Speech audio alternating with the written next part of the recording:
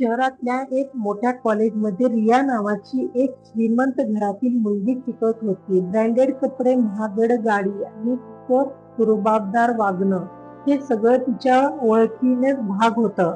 त्या कॉलेजमध्ये अर्जुन नावाचा एक गरीब मुलगा देखील शिकायचा. तो पिठाच्या गिरणीत काम करून आपले शिक्षण पूर्ण करत होता. रिया नेहमी अर्जुनला अपमान करायची, त्याला भिकाऱ्याचा मुला असा हिरकणाची. पण अर्जुन शांतपणे तिचं ऐकून घेत होता, कारण त्याला माहिती होतं अपमानाचं उत्तर मेहनतीनं द्यावे लागतं.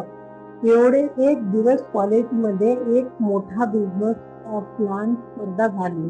सर्व श्रीमंत विद्यार्थ्यांनी आधुनिक कल्पना मांडल्या, पण अर्जुनने आपल्या जीवनातील अनुभवावर आधारित एक सामाजिक स्टार्टअपची कल्पना दिली.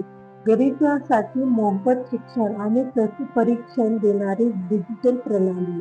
संपूर्ण कॉलेज त्या